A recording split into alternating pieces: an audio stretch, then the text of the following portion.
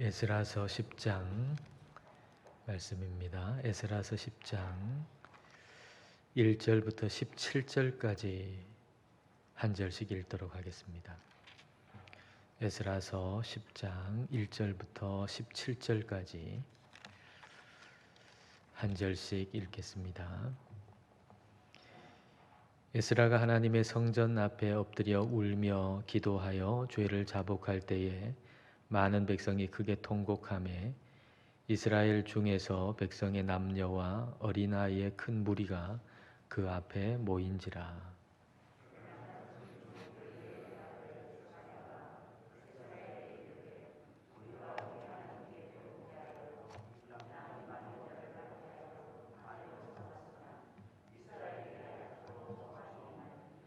곧 내 주의 교훈을 따르며 우리 하나님의 명령을 떨며 준행하는 자의 가르침을 따라 이 모든 아내와 그들의 소생을 다 내보내기로 우리 하나님과 언약을 세우고 율법대로 행할 것이라.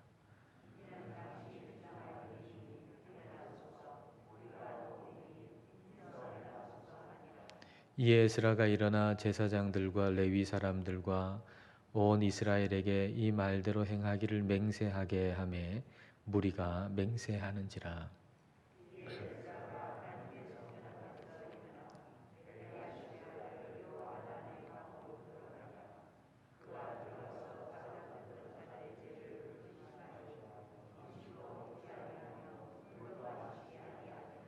유다와 예루살렘에 사로잡혔던 자들의 자손들에게 공포하기를 너희는 예루살렘으로 모이라.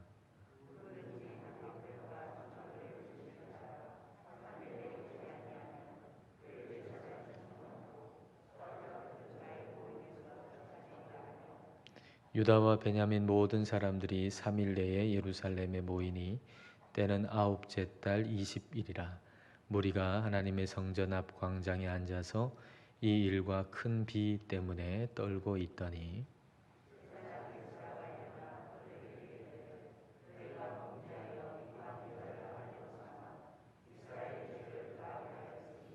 이제 너희 조상들의 하나님 앞에서 죄를 자복하고 그의 뜻대로 행하여 그 지방 사람들과 이방 여인을 끊어버리라 하니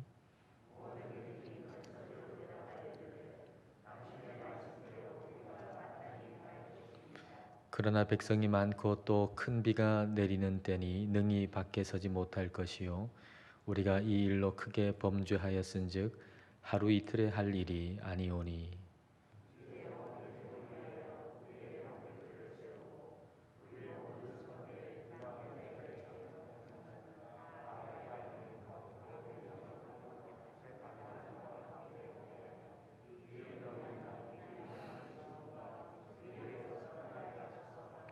오직 아사헬의 아들 요나단과 디과의 아들 야스야가 일어나 그 일을 반대하고 무슬람과 레위 사람 삽부대가 그들을 돕더라.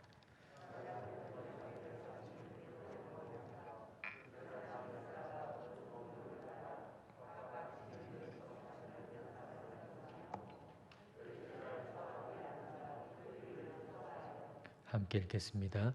첫째 달 초하루에 이르러 이방 여인을 아내로 맞이한 자의 일 조사하기를 마치니라. 아멘. 예, 우리 인사할 때 하나님께서 당신의 위로가 되십니다. 이렇게 인사하시죠. 하나님께서 당신의 위로가 되십니다. 예, 오늘 에스라서 마지막 말씀을 나누는데요. 1절 말씀을 우리가 그 장면을 한번 머릿속으로 그려보면서 다시 한번 읽도록 하겠습니다. 표준 세번역이 조금 더 우리가 머리에 그리는데 더 도움이 될 것 같아서 표준 세번역으로 1절 말씀을 여러분 머리로 한번 그림을 그려보시면서 같이 읽겠습니다. 에스라가 하나님의 성전 앞에 엎드려 울면서 기도하며 죄를 자백하자 이스라엘 사람도 남자, 여자, 어린아이 할 것 없이 많은 무리가 에스라 주변에 모여서 큰 소리로 슬피 울었다. 그림이 그려지시죠? 에스라가 통곡하면서 울면서 기도를 하니까 이스라엘의 남자, 여자, 아이들까지도 함께 모여가지고 함께 울면서 지금 기도하고 있는 거예요. 그렇게 이제 기도하고 있는데 성경은 우리에게 가르쳐 주죠. 우는 자가 복이 있다. 너희가 웃을 것이다. 애통하는 자가 복이 있다. 너희가 위로를 받을 것이다. 여러분, 우는 자, 애통하는 자에게 위로가 있다. 그럴 때 그 위로는 무슨 위로일까요? 애통하는 자에게 주어지는 위로는 어떤 위로일까요? 애통하는 자는 심령이 가난한 사람하고 일맥상통하죠. 주님 앞에 운다, 그리고 애통한다. 이거는 이 심령이 굉장히 가난해진 그런 모습입니다. 근데 심령이 가난한 자가 복이 있다. 하나님 나라가 저희들의 것이다. 그렇게 말씀하셨잖아요. 그러니까 애통하는 자에게 위로라고 하는 것은 다름이 아닌 하나님의 나라, 하나님이 위로가 되는 거죠. 하나님. 이게 엄청난 복이에요. 하나님이 나의 위로가 된다는 거. 마음이 교만하면 하나님이 위로가 안 됩니다. 마음이 교만하면 세상에 어떤 성공이 주어져야 좀 위로를 받죠. 마음이 교만하면 세상의 물질이 좀 이렇게 넉넉하게 나한테 주어져야 그것으로 인해 위로를 받죠. 마음이 교만하면 이 세상 것이 어떤 주어져야 그래야 위로를 받아요. 근데 마음이 낮아지면, 마음이 가난해지면, 애통하는 자가 되면 하나님이 위로가 되는 거예요. 하나님이. 그러니까 이거는 애통하는 자가 아니면 위로로 받을 수 없는 것, 이게 하나님이에요. 하나님. 하나님이 위로가 되는 거죠. 근데 하나님이 위로가 되면, 하나님이 나와 함께 계신다는 것이 나한테 위로가 되면 하나님이 기뻐하시지 않는 것을 끊어버릴 수 있는 결단이 생겨요. 하나님이 위로니까. 하나님이 기뻐하시지 않는 걸 끊어버릴 수 있는 결단으로 이어지는 겁니다. 자, 2절과 3절을 여러분 보십시오. 자, 2절과 3절에 엘람 자손 중 여히엘의 아들 스가냐가 에스라에게 이르되 우리가 우리 하나님께 범죄하여 이 땅 이방 여자를 맞이하여 아내로 삼았으나 이스라엘에게 아직도 소망이 있나니 곧 내 주의 교훈을 따르며 우리 하나님의 명령을 떨며 준행하는 자의 가르침을 따라 이 모든 아내와 그들의 소생을 다 내보내기로 우리 하나님과 언약을 세우고 율법대로 행할 것이라. 여히엘의 아들 스가냐가 말하기를 지금 우리가 죄를 지었지만 그러나 아직도 우리한테 소망이 있다. 그러니까 우리가 죄를 지은 그 일, 이방 여인하고 결혼한 거, 그리고 그 사이에 소생이 생긴 거, 자녀들이 생긴 거, 그거 다 내보내기로 우리가 그렇게 결단하자. 그런 얘기를 지금 하고 있는 거예요. 근데 아직도 소망이 있다. 왜 소망이 있는 겁니까? 왜 소망이 있죠? 하나님이 계시니까. 하나님이 나와 함께 하시니까 그게 소망이 되고, 하나님이 소망이 되시고 하나님이 위로가 되시니까 하나님이 기뻐하시지 않는 것들은 끊어버릴 수 있는 결단을 할 수가 있게 되었다는 얘기죠. 근데 이 스가냐라고 하는 사람이 이걸 처음 이제 제안을 했지만 스가냐 한 사람만 이렇게 합시다 그래가지고 되는 일이겠습니까? 그렇지 않잖아요. 한 사람만 얘기했다고 해가지고 되는 일이 아니잖아요. 그래서 여러분 4절과 5절을 보십시오. 이는 당신이 주장할 일이니 일어나소서 우리가 도우리니 힘써 행하소서 하니라. 스가냐가 말한 거죠. 이 일은 당신이 주장할 일입니다. 당신이 지금 주도적으로 행할 일입니다. 그 일을 행하십시오. 우리가 돕겠습니다. 이렇게 얘기를 한 겁니다. 스가냐가. 그러니까 이제 에스라가 어떻게 했는가? 5절을 같이 읽겠습니다. 이에 에스라가 일어나 제사장들과 레위 사람들과 온 이스라엘에게 이 말대로 행하기를 맹세하게 하매 무리가 맹세하는지라. 제사장들, 레위 사람들, 온 이스라엘 사람들이 우리도 그렇게 다 같이 합시다 하고 함께 이제 맹세를 했다는 거죠. 그러니까 스가랴 한 사람의 의견이 아니고 이제 온 이스라엘 백성들의 의견이 된 겁니다. 자, 이 장면에서 한번 생각해 보세요. 지금 이 상황 속에서 제일 먼저 이렇게 합시다라고 얘기한다는 것이 참 힘든 일일 텐데, 근데 이 스가랴라고 하는 사람이 우리가 하나님의 율법대로 합시다라고 먼저 얘기를 한 사람이거든요. 그럼 이 사람은 어떤 사람일까? 이 스가랴라고 하는 사람은 어떤 사람일까? 한번 궁금해지죠. 오늘 말씀 18절 이하에 보면은 이방 여인들을 아내로 삼았던 사람들이 쭉 기록되어 있어요. 쭉 기록되어 있는데 그 중에 26절을 한번 보십시오. 26절에 보니까 엘람 자손 중에서는 마따냐와 스가랴와 여히엘과 압디와 여레못과 엘리야요. 그런데 여기 엘람 자손 중에 여히엘이 있잖아요. 여히엘. 2절 말씀 보면 스가랴를 소개할 때 엘람 자손 중에서 여히엘의 아들 이렇게 소개하지 않습니까? 그래서 이 여히엘이라고 하는 사람, 이 여히엘이라고 하는 사람이 동명이인일 거다 이렇게 생각하는 사람도 있어요. 그러나 동일 인물일 수도 있어요. 근데 동일 인물이다라고 생각해 본다면은 스가랴의 이제 아버지가 되는 거죠. 스가랴의 아버지가 이방 여인을 아내로 삼은 사람들의 명단에 포함되어 있는 겁니다. 그러니까 그 가정 한번 생각해 보세요. 아버지가 이방 여인을 아내로 삼았어요. 그 사이에서 이제 자녀가 태어났다 그러면 스가랴의 이복 동생이 됐겠죠. 그리고 그 여인이 이방 여인이 가지고 온 어떤 우상이 있다. 그러면 참 이 집이 말이죠. 스가랴의 집이 정말 복잡하고 얽히고 설키고 그런 상황 아니겠습니까?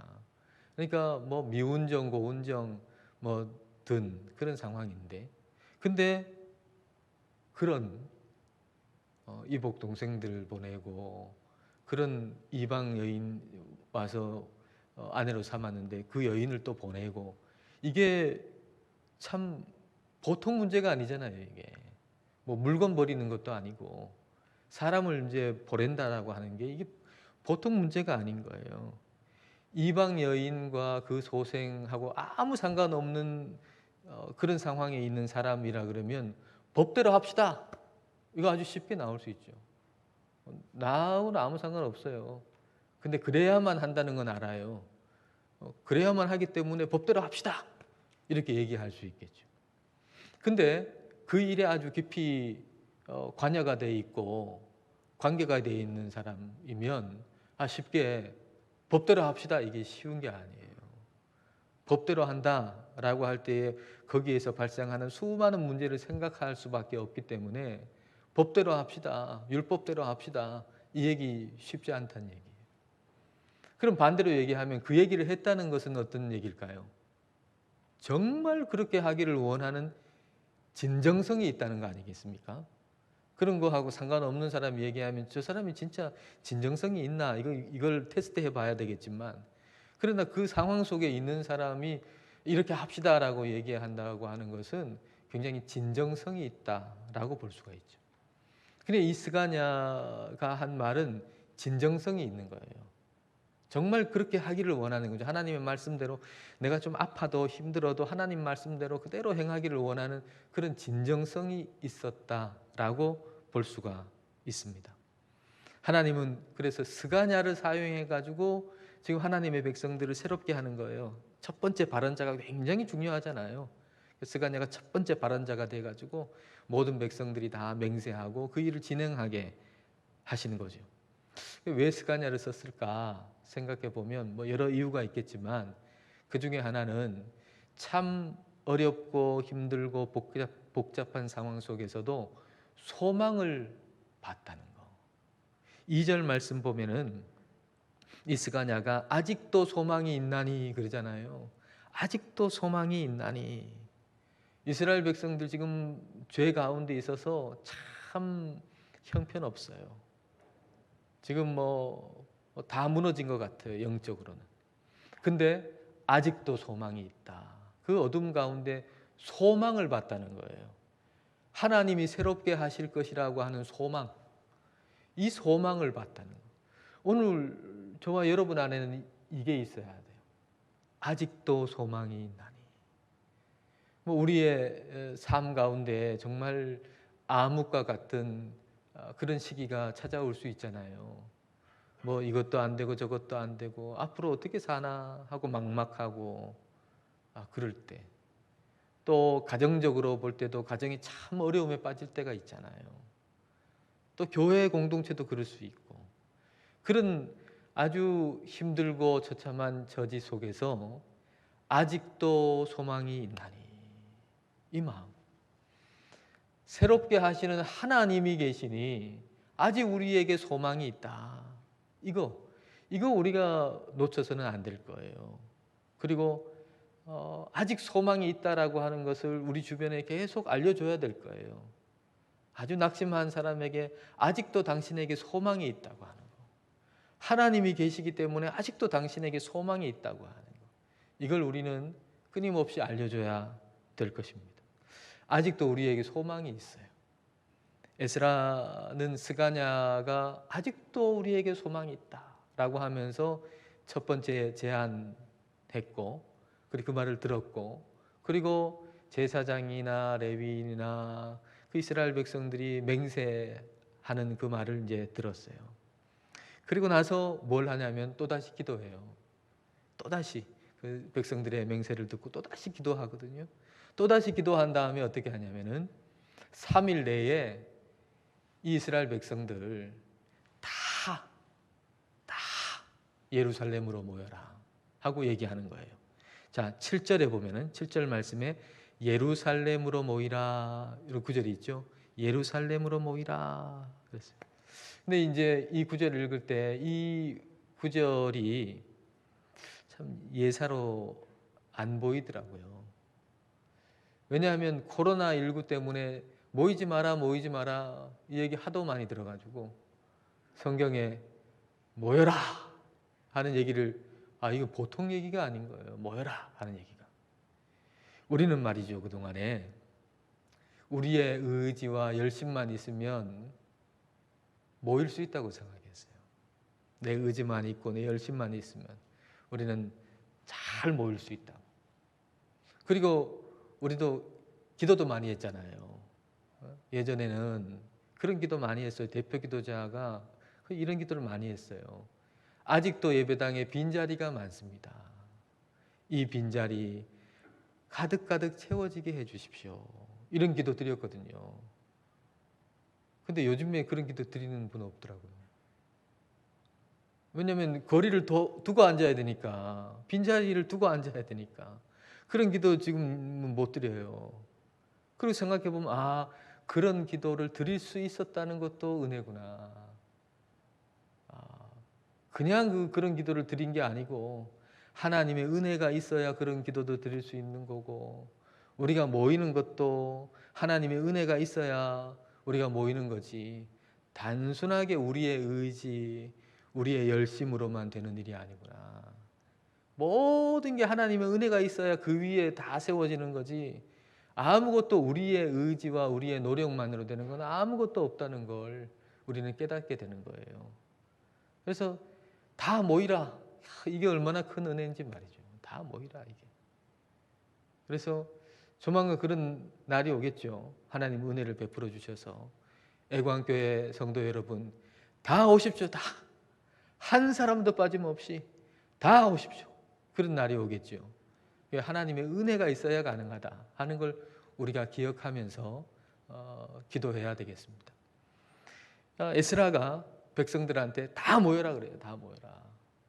다 모이는 이유는 하나님께 영광을 올려드리려고, 하나님께 기쁨이 되게 하려고, 자신들의 죄를 다 없애버리려고, 그러려고 모이라고 한 거예요. 근데 이제 모이라고 하는 전가를 사람들이 받았죠. 3일 내로 다 모여라. 근데 죄를 지은 사람은 어떨까요? 모이기 싫겠죠. 안 갔으면 좋겠죠. 왜냐하면 가서 좋은 소리 듣겠습니까? 가서 좋은 소리 못 들을 거예요. 그러니까 안 가고 싶은 거죠. 근데 안 갈 수가 없어요. 그 이유는 안 가면 어떻게 되나? 자, 8절을 여러분 보십시오. 안 가면 어떻게 되나? 누구든지 방백들과 장로들의 훈시를 따라 3일 내에 오지 아니하면 그의 재산을 정몰하고 사로잡혔던 자의 모임에서 쫓아내리라 하며. 재산 다 몰수한다. 그리고 우리 이스라엘 공동체, 이 공동체에서 너 쫓아낸다. 야, 대단하죠. 그러니까 안 모일 수 없는 거예요. 이게 잃어버린 게 너무 많으니까. 그러니까 죄 가운데 살 때 결과가 어떻게 되느냐 하는 걸 이 말씀은 보여줘요. 죄 가운데 있을 때는 지금 당장은 굉장히 좋은 것 같고 달콤한 것 같고 많은 걸 얻는 것 같지만은 결국은 다 빼앗겨요. 가지고 있는 소유도 뭐 별반 아무것도 아닌 것처럼 다 사라져버리고 아무 의미 없고. 여러분 많이 뭐 가지고 있다 그래도 그게 의미가 없는 순간이 있거든요. 허무한 순간이. 그럼 무슨 의미가 있겠어요? 그리고 공동체 얼마나 이게 중요합니까? 관계라는 거. 이 관계 속에서 얻는 행복이 얼마나 커요. 근데 그거 다 빼앗긴다는 거예요. 죄 가운데 있으면 관계 속에서 얻는 즐거움, 기쁨 이걸 다 빼앗겨 버리고 마는 거죠. 그렇기 때문에 죄를 끊어야 돼요. 죄를 끊어야 돼요. 10절과 11절에 에스라가 그 얘기를 하죠. 제사장 에스라가 일어나 그들에게 이르되 너희가 범죄하여 이방 여자를 아내로 삼아 이스라엘의 죄를 더하게 하였으니 이제 너희 조상들의 하나님 앞에서 죄를 자복하고 그의 뜻대로 행하여 그 지방 사람들과 이방 여인을 끊어버리라 하니. 이방 여인 끊어버리라, 죄를 끊어버리라, 그 얘기를 하는 거예요. 근데 이 얘기를 지금 에스라가 하고 백성들이 와가지고 다 듣는데 그날이 언젠가 하면 9월 20일입니다. 아홉째 달 20일. 히브리력으로 아홉째 달이라 그러면 우리 달력으로는 11월 내지 12월이거든요. 겨울이에요. 이스라엘의 겨울은 우기입니다. 우기. 비가 오는 날이. 그러니까 이날도 비가 왔어요. 큰 비가 왔어요. 큰 비가 오는데 지금 사람들이 다 모여가지고 그 이방 여인 이제 내보내라고 하는 얘기를 듣는 거예요.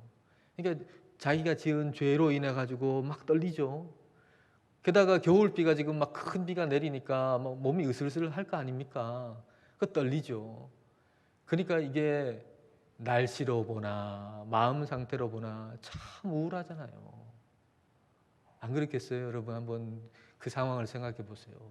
비는 많은 비가 내리는데 으슬으슬 추운데 게다가 그 죄로 인해 가지고 또 떨리고 그러니까 날씨도 그래요. 마음도 그래요. 너무 우울하고 너무 착잡하고 뭐 그런 상황이란 말이에요. 근데 중요한 건 뭐겠어요? 중요한 건 지금 현재의 상태가 아니라 방향이에요. 방향. 참 우울하고 처량해 보이는 상태이지만 그러나 마음의 방향이 하나님을 향해 있으면 그건 복을 받은 사람이에요. 막 잘 먹고 잘 사는 것 같고 뭐 너무너무 괜찮은 것 같은데 근데 마음의 방향이 하나님하고 멀어지는 방향이라 그러면 그건 저주인 거예요. 그래서 중요한 것은 우리의 마음의 방향이죠. 지금 뭐 처량하잖아요. 날씨도 그렇고 마음도 그렇고. 근데 이 사람들이 그날 뭘 결단했어요? 에스라가 말한 대로 그대로 하겠다고, 하나님 말씀 따르겠다고 하나님을 향해서 마음이 지금 향해져 있는 겁니다.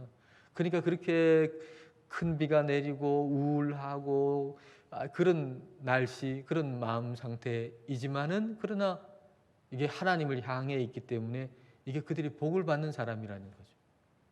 그래서 우리가 끊임없이 항상 반복하는 얘기가 뭡니까? 하나님을 바라보자 이 얘기 아닙니까? 하나님을 바라보자, 하나님을 바라보자, 하나님을 바라보자. 하나님을 향해 있으면 그게 복이다 이 말입니다. 지금 내 상태는 아주 우울하고 힘들고 외롭고 처참하고, 그래도 그 순간에 하나님을 바라보자. 그리고 하나님을 바라보면 내 상태는 참 힘들지만 그러나 하나님을 바라보는 그 방향 때문에 내가 복을 받는 사람이 되는 거예요. 그래서 하나님을 바라보자는 게 그렇게 중요한 거예요. 하나님을 바라보자. 하나님을 바라보자. 이 얘기를 이제 사람들이 하나님을 바라보고 그렇게 합시다. 다 그렇게 얘기했는데, 근데 이제 사람들이 이게 하루 이틀 만에 할 일이 아니잖아요. 그 일이 뭐 하루 이틀 만에 싹 끝내버릴 수 있는 일이 아니잖아요. 그러니까 이 일을 이러이러한 방법으로 이런 행정적인 조치를 통해 가지고 이렇게 합시다 하고 얘기를 한 겁니다. 자, 그랬더니 반대하는 사람들도 있었어요. 자, 15절을 보십시오. 15절에 오직 아사헬의 아들 요나단과 디과의 아들 야스야가 일어나 그 일을 반대했다. 여기 반대했다라고 하는 거에 두 가지 견해가 있어요. 하나는 그 방법에 대해서 반대한 거죠. 이건 문제가 없겠죠. 하나님께서 말씀하신 이걸 이런 방법으로 우리가 합시다 라고 할 때 그 방법보다는 이 방법이 좀 더 좋지 않습니까? 라고 했다면, 그 방법에 대한 반대라면 이건 문제 없겠죠. 근데 두 번째 견해는 이제 에스라가 말한 것에 대한 반대. 그럼 이 얘기는 뭐겠어요? 만약 이 경우라면, 이 반대라면 어떻게 이방 여인을 아내로 맞았고 그 사이에 난 뭐 자녀도 있을 수 있고, 그런데 어떻게 칼로 무 베듯이 싹 베가지고 보낼 수 있냐? 그게 말이 되냐? 그럴 수 없다. 이렇게 말하는 것이 되죠. 여러분 어떻게 생각하세요? 지금 상황에서 어떻게 이방 여인 아내로 삼았는데, 그럼 이방 여인하고 그 자녀를 어떻게 싹 그렇게 매정하게 보내요? 너무 매정한 거 아닙니까? 하나님이 너무 긍휼이 없는 거 아닙니까? 한번 우리가 고난의 상황 속에 우리 자녀가 있다 한번 생각해 보십시오. 근데 우리도 그렇지만 우리가 고난 가운데 있을 때 항상 내가 생각했던 것보다 항상 그 시간이 길어요. 그렇죠? 고난의 시간이 내가 생각한 것보다 항상 길어요. 근데 만약에 우리의 자녀가 지금 고난 가운데 있다고 해봐요. 근데 나한테 힘이 있어요. 그럼 어떻게 하겠어요? 빨리 고쳐주죠.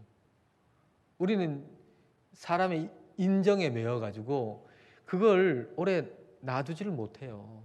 빨리 건지기를 원하지 그냥 놔두지를 못한다고요. 근데 그게 잘하는 것이냐? 그게 정말 그 자녀를 사랑하는 것이냐? 그렇지만은 않아요. 오히려 그래서 그 자녀를 잘못되게 할 수도 있어요. 계란이 있잖아요. 그런 말이 있죠. 계란. 안에서 깨면은 병아리가 되지만은 바깥에서 깨면은 후라이가 된다. 그런 말 있잖아요. 바깥에서 내가 막 도와주려고 자녀를 빨리 도와주려고 막 그 딱딱한 거 빨리 깨주고 하다 보면 이게 그냥 아무것도 아니에요. 도와주는 게 아니에요, 실제로. 오히려 가만히 기다려주는 게 이게 더 좋은 것이 될 수도 있어요.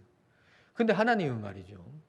정확히 아세요, 때를 정확히 아세요. 지금 고난의 이후를 정확히 알고 계세요. 그래서 하나님은 그 고난의 기간 동안 놔두시는 거예요. 그걸 모르면, 그 고난 이후를 모르면, 정확한 때를 모르면 어떻게 놔두겠습니까? 우리는 못하죠. 근데 하나님은 정확한 때를 아시기 때문에 놔두시는 거예요. 근데 그게 우리한테는 하나님이 참 매정하게 보이는 그런 모습이에요. 우리한테는 그게 참 하나님 매정하게 보이신다. 이렇게 느껴진단 말이에요. 이방 여인을 아내로 삼았어요.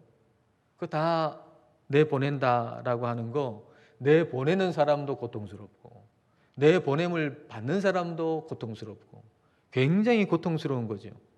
근데 하나님은 이걸 하시게 하세요. 왜일까요? 그렇게 한 다음에 그 결과를 아시니까. 이거는 내보낸 사람에게도 복이 되고, 그리고 그 이방 여인에게도 하나님은 복이 된다고 하는 걸 아시니까, 정확히 아시니까 그걸 하게 하시는 거예요. 정확하게 아시니까.